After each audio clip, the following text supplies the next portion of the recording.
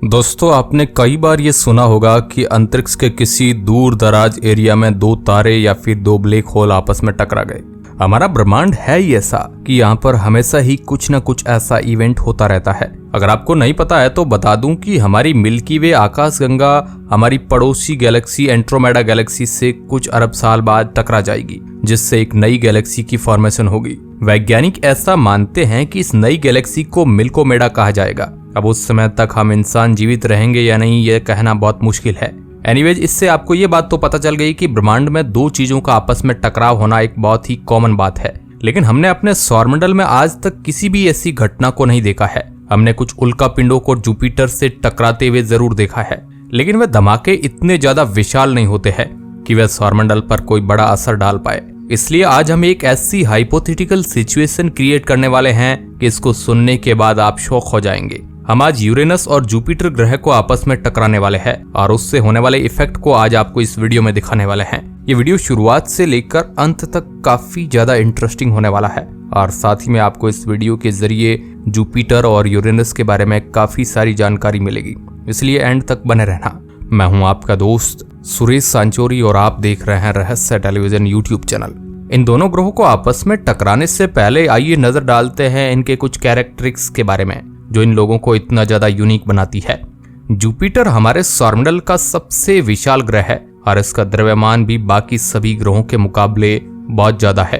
एक कंपैरिजन के लिए मैं आपको बता दूं कि अगर हमारे सौरमंडल में मौजूद हर ग्रह के द्रव्यमान को आपस में मिलाकर एक नए ग्रह को क्रिएट किया जाए तो वह भी जुपिटर से 2 गुना हल्का होगा। इसका मतलब यह है कि जुपिटर अकेले ही सौरमंडल के सभी ग्रहों में 2 गुना ज्यादा भारी है। लेकिन इससे भी ज्यादा हैरानी की बात यह है कि इस ग्रह पर जरा सा भी सॉलिड लैंड नहीं मौजूद है, यानी ये सिर्फ गैस, धूल और बादलों से ही बना हुआ है, जिससे आप इसकी तस्वीरों में भी क्लियर रूप से देख सकते हैं। इसके वायुमंडल और वातावरण में सबसे ज्यादा हाइड्रोजन और हीलियम मौजूद है। यहाँ पर बहुत ही विशाल तूफान भी वैज्ञानिकों को देखने को मिलते हैं। इनमें से सबसे विशाल तूफान आज भी इसके वातावरण में देखा जा सकता है, जिसे जुपिटर रेड स्पॉट कहा जाता है। ये पिछले 350 सालों से चल रहा एक तूफान है जो इतना ज्यादा विशाल है कि इसमें 3 पृथ्वी समा सकती है। इस तूफान की कुछ तस्वीरों को आप अपनी स्क्रीन पर देख सकते हैं। आपको जानकर हैरानी होगी कि बृहस्पति ग्रह इतना ज्यादा विशाल है कि अगर इसे थोड़ा सा और द्रव्यमान इसमें मिला दिया जाए तो आज ये एक ग्रह नहीं बल्कि एक तारा होता। इनफैक्ट कई बार वैज्ञानिक इसे फेल्ड स्टार नाम से भी बुलाते हैं, क्योंकि एक तारा बनने से जरा सा ही चूक गया था। बृहस्पति के बाद आइए जानते हैं यूरेनस ग्रह के बारे में। यह हमारे सौरमंडल का दूसरा सबसे खूबसूरत ग्रह माना जाता है। अगर आपको नहीं पता है तो बता दूं कि हमारे सौरमंडल का सबसे ब्यूटीफुल प्लेनेट सैटर्न को कहा जाता है और ऐसा उसकी बड़ी रिंग्स की वजह से है। वह रिंग्स असल में पत्थरों की बनी हुई है, लेकिन दूर से देखने पर ऐसा लगता है जैसे वह खुद एक स्मूथ रोड हो। खैर, यूरेनस ग्रह को उसका यही नीला रंग वहां पर मौजूद हाइड्रोजन, हीलियम और वाटर आइस की वजह से मिलता है। यह हमारे सौरमंडल में मौजूद 2 आइस जायंट ग्रहों में से एक है, जिसमें से दूसरा ग्रह नेपच्यून है। ये सूर्य से इतना ज्यादा दूरी पर मौजूद है कि उन्हें उसकी पर्याप्त रोशनी और हीट नहीं मिल पाती, जिसकी वजह से इनका तापमान हमेशा ही काफी ज्यादा कम रहता है।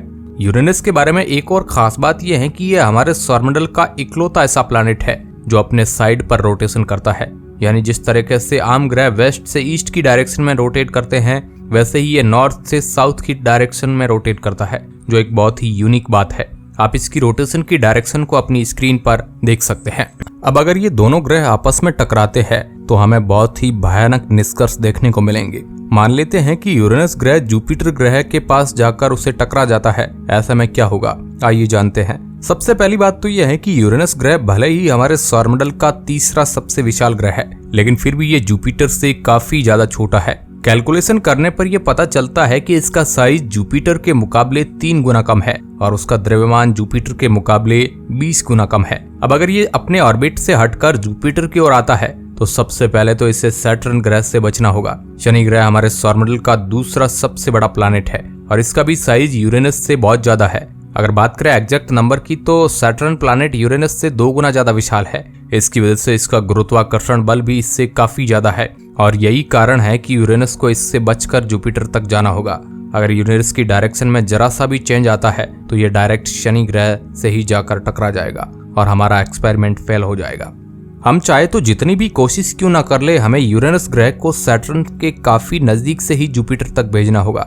ऐसा इसलिए है क्योंकि अगर हम इसकी ट्रांजैक्टरी यानी रास्ते को चेंज करेंगे तो हमें जुपिटर तक जाने में काफी लंबा समय लग जाएगा और ऐसा भी हो सकता है कि हम वहां तक कभी पहुंच ही नहीं पाए। लेकिन यूरेनस के शनि ग्रह के बगल से निकलने का ये मतलब बिल्कुल नहीं है कि वह डायरेक्ट उसमें जाकर टकरा जाएगा। हाँ, ये बात सही है कि इन दोनों के बीच की दूरी काफी कम होगी, लेकिन इतनी भी कम नहीं होगी कि यूरेनस शनि के गुरुत्वाकर्षण से अट्रैक्ट होकर उससे कोलाइड हो जाए। हाँ, ऐसा जरूर हो सकता है कि इसके 27 मून में से कोई 3-4 चांद शनि ग्रह से जाकर टकरा जाए। ये बात तो मैं आपको बताना ही भूल गया कि अगर यूरेनस ग्रह एक जगह से दूसरी जगह जाता है तो उसके चांद भी उसके साथ ही चलेंगे, क्योंकि वह उसके ही गुरुत्वाकर्षण से बंधे हुए है। खैर, अब यूरेनस ग्रह अपने 2-4 चांद गंवाने के बाद पहुंच चुका है जुपिटर के ऑर्बिट में। सबसे पहले तो इसे जुपिटर के 82 चांद में से एक बहुत छोटे चांद का सामना करना पड़ेगा, जिसका नाम पैसिफे है। यूरेनस की जुपिटर से टकराने से पहले शायद ये चांद यूरेनस में आकर जुड़ जाएगा। इस बात की 100% चांस तो नहीं है, लेकिन फिर भी एक पॉसिबिलिटी जरूर है। खैर, इसके बाद सामना होगा इन दो विशाल ग्रहों का और यह अब एक दूसरे से टकराने के रास्ते पर होंगे। इनका टकराव कितना ज्यादा भयानक होगा, ये बात तो इस बात पर डिपेंड करेगा कि यूरेनस किस तरीके से जुपिटर से जाकर टकराएगा। अगर ये दोनों ग्रह आमने सामने टकराएंगे तो एक बहुत ही बड़ा धमाका होगा। इस धमाके में आपको आग या फिर आवाज नहीं दिखेगी, बल्कि सिर्फ शॉक वेव ट्रेवल करेगी। हम इंसान भी ऐसे समय में अपनी टेलीस्कोप से इस इवेंट के ऊपर फोकस किए होंगे और ये वंस इन ए जनरेशन जैसा एक इवेंट होगा। अंत में ये दोनों ही ग्रह आपस में जुड़ जाएंगे, जिसकी वजह से हमें एक और बहुत विशाल ग्रह मिलेगा। ऐसा में इस ग्रह का नाम या तो यूरेनस या फिर जुपिटर रखा जाएगा, जो इन्हीं दोनों के नाम का एक सम्मेलन होगा। इस टकराव में काफी सारे बर्फ के टुकड़े अंतरिक्ष में भी जाएंगे, जो भविष्य में शायद चांद या फिर इस विशाल ग्रह की एक बेल्ट को फॉर्म कर लेंगे। अगर आपको नहीं पता है तो बता दूं कि हमारे पृथ्वी के चांद की भी फॉर्मेशन कुछ ऐसे ही हुई थी। जब एक मंगल ग्रह की साइज का प्लेनेट हमारी पृथ्वी से आकर टकराया तो बहुत सारी धूल और पत्थर अंतरिक्ष में जाकर इकट्ठा हो गई। गुरुत्वाकर्षण की वजह से ये आपस में जुड़ने लगे और एक गेंद का निर्माण हुआ, और उस गेंद को आज हम चांद के नाम से जानते हैं। जब यूरेनस और जुपिटर एक दूसरे से टकरा रहे होंगे तो सबसे पहले उनका वायुमंडल कॉन्ट्रैक्ट में आएगा। इसकी वजह से दोनों का ही वायुमंडल कंप्रेस हो जाएगा, जिससे पार्टिकल डेंसिटी इंक्रीज होगी, और पार्टिकल डेंसिटी इंक्रीज होने की वजह से तापमान में एक बहुत बड़ा उछाल देखने को मिलेगा। ये तापमान शायद यूरेनस पर मौजूद सभी बर्फ को पिघला देगा, लेकिन अब इसका कोई भी फायदा नहीं होगा, क्योंकि अब तो ये तो जुपिटर के अंदर ही समाने वाला होगा। ऐसा में एक और सिनेरियो क्रिएट हो सकता है जिसमें यूरेनस जुपिटर से आमने सामने नहीं बल्कि एक टेढ़े एंगल से टकराए। ऐसा में भी इन दोनों का एटमॉस्फेयर सबसे पहले एक दूसरे के कांटेक्ट में आएगा, लेकिन इस केस में ये दोनों आपस में जुड़ेंगे नहीं, ये एक दूसरे का चक्कर ही लगाते रहेंगे और दोनों का ही काफी सारा मैटर अंतरिक्ष में रिलीज हो जाएगा। ऐसा भी हो सकता है कि जुपिटर का इतना मैटर अंतरिक्ष में चला जाए जिसकी वजह से यह हमारे सौरमंडल के सबसे बड़े ग्रह से दूसरा सबसे बड़ा ग्रह बन जाए। अगर ऐसा होता है तो शनि ग्रह हमारे सौरमंडल का सबसे ब्यूटीफुल ही नहीं बल्कि सबसे विशाल ग्रह भी बन जाएगा। इन दोनों ही केस में हमारी पृथ्वी को डायरेक्टली कोई नुकसान नहीं होगा, लेकिन अगर सौरमंडल में जरा सा भी डिसबैलेंस क्रिएट होता है तो ऐसा भी हो सकता है कि सारे प्लेनेट का ऑर्बिट खराब हो जाए। ऐसा होने पर सभी ग्रह या तो एक दूसरे से टकरा जाएंगे या फिर सौरमंडल से बाहर चले जाएंगे। और अगर इन दोनों में से कुछ नहीं होता है तो एक सबसे भयानक चीज होगी, और वह है इन सभी ग्रहों का सूर्य की तरफ तेजी से बढ़ने लगना। इन सभी ग्रहों के ऑर्बिट अनस्टेबल होने की वजह से ये सूर्य की ओर बढ़ने लगेंगे, और एक समय ऐसा आएगा जब ये सभी सूर्य में समा जाएंगे।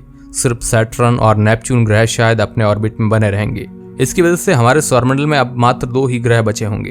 खैर, अगर ऐसा कोई इवेंट अंतरिक्ष में होता है तो क्या आप उसे देखना पसंद करेंगे? नीचे कमेंट बॉक्स में जरूर बताइए। वीडियो के अंत तक बने रहने के लिए आपका बहुत बहुत धन्यवाद।